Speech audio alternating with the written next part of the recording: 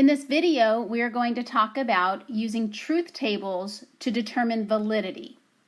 First, we want to discuss what an argument consists of. An argument consists of two parts. It consists of premises, which is the plural of premise, and it consists of a conclusion.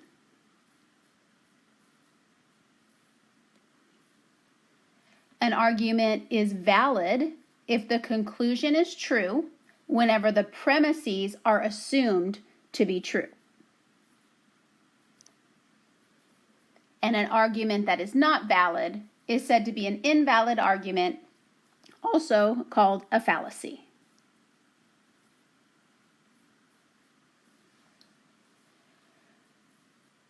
When we are testing the validity of an argument with a truth table, we are going to want to first set up the argument in symbolic form and then use a truth table to determine validity. Going through these steps, first we will use a letter to represent each simple statement in the argument. So you do not want to have a letter representing a compound statement. Each letter should represent a simple statement. We can express the premises and the conclusion symbolically. And then we're going to want to write a symbolic statement in the form listed under number 3. Realize we will have a conjunction joining all of our premises. There may be only 2 premises, there may be more than 2, and so we generalize that there with the N. We want all of those in conjunction as our antecedent, and then we have our consequent as our conclusion. That will be the symbolic form of the argument. Then what we're going to want to do is construct a truth table for the conditional statement that we created.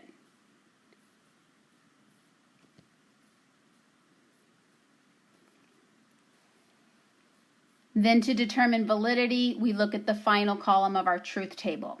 If the final column of the truth table has all truths,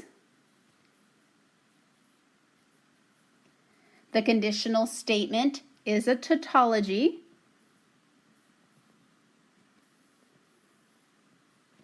and the argument is valid. If the final column does not have all truths, then the conditional statement is not a tautology and the argument is invalid.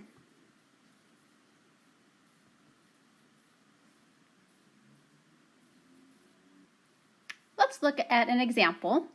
It says, use a truth table to determine whether the following argument is valid or invalid. And you want to show support for this answer. The argument is, I study for 5 hours or I fail. I did not study for 5 hours, therefore I failed. So if we are following the procedure that was discussed previously, we want to use a letter to represent each simple statement in the argument. Those are designated here, letting P be I study for 5 hours, and letting Q be the statement I fail. When we look at our premises, so our premises are the first 2 statements, I study for 5 hours or I fail. In symbolic form, that would be P or Q. The second premise, I did not study for 5 hours, is not P. Then we have a conclusion, therefore, we can use a 3 triangle dot to designate therefore. I failed, and that is a Q. So that is the symbolic form of the argument. Now we need to create a single statement to represent that argument. So we had said we are going to join our premises with a conjunction and then do an if-then statement with the consequent being our conclusion. So what this argument would look like in symbolic form would be the first premise, P or Q, conjunction, which is an and, the second premise, not P,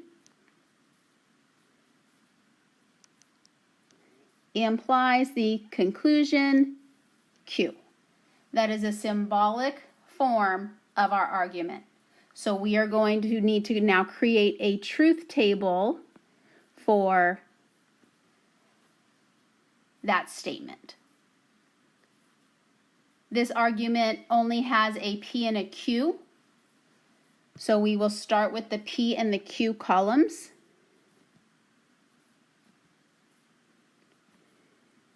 Whenever you have the P and the Q columns, it is general practice to put TT, FF, TF, TF to represent all potential situations for the truth values of those statements. Notice the first premise, the P or Q. We can create a column for P or Q, which is a disjunction, which will be true as long as at least one of the two statements is true.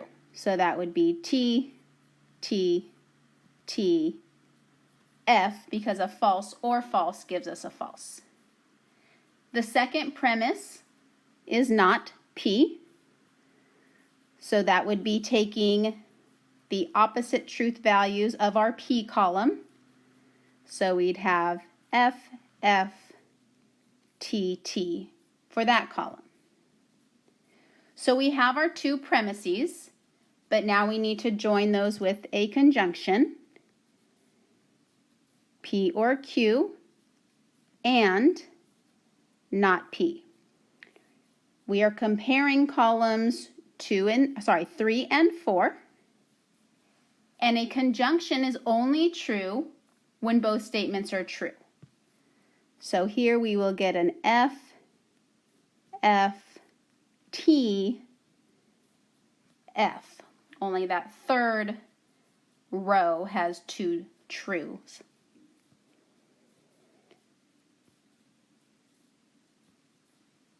And we already have a column for Q, so we are ready to enter our final column, which is these premises joined by the conjunction, P or Q, and not P, implies Q. So notice, to determine the truth value for that statement, you are looking at the fifth column as your antecedent, and the Q, the second column, as your consequent. So for the first option here, I have a false implies true, which is true. The second line is a false implies false, which is true. Then a true implies true, which is true. And a false implies false, which is true.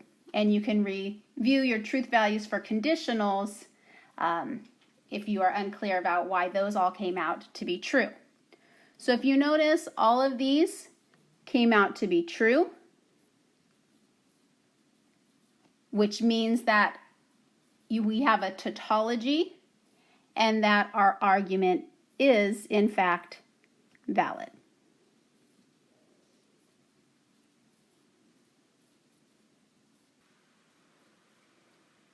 In this example, we will use a truth table to determine whether the following argument is valid or invalid. So first, the premises. If all people obey the law, then no jails are needed. Some people do not obey the laws. And then the conclusion, therefore, some jails are needed. So the first thing we want to do is designate a simple statement for each letter. So we will let P represent all people obey the law.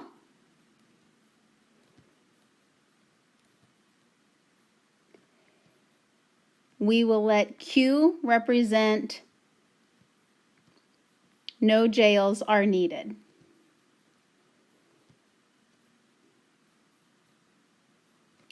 And then we want to put our argument in symbolic form. The first premise is if all people obey the law, then no jails are needed. So that is if P, then Q. Our second premise is some people do not obey the law. If you recall, in section 3.1, we discussed negation of these type of statements. So the negation of all people obey the law is some people do not obey the laws. So that second statement could be represented with not P. It's the negation of P. The conclusion are that some jails are needed. So once again, if Q is representing no jails are needed, the negation of that is that some jails are needed. So that's the argument in symbolic form. And then we want to create a statement that we can use for our truth table. So we take our first premise, if P then Q. We use a conjunction with our second premise, not P. And then we have our consequent as not Q. So this is what we want to create the truth table for.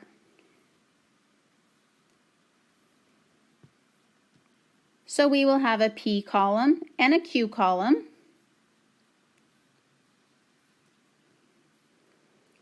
TT, FF, TF, TF, representing the different situations. We can create a column for if P then Q, which should be T, F, T, T. Our negation of P would be F, F, T, T. And then we're going to join those with a conjunction. Conjunction will only be true if both statements are true. So we will have F, F, T, T. So that is joining the premises together with a conjunction. Then you can create a column for not Q, which is our conclusion, which would be F, T, F, T. And then for our final column, we will have the statement that's highlighted.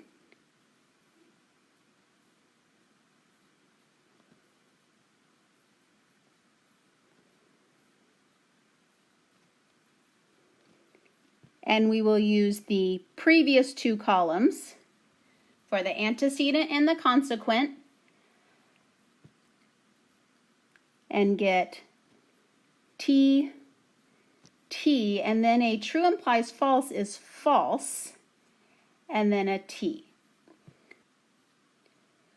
So we did not get all T's in that final column. Therefore, this argument is invalid.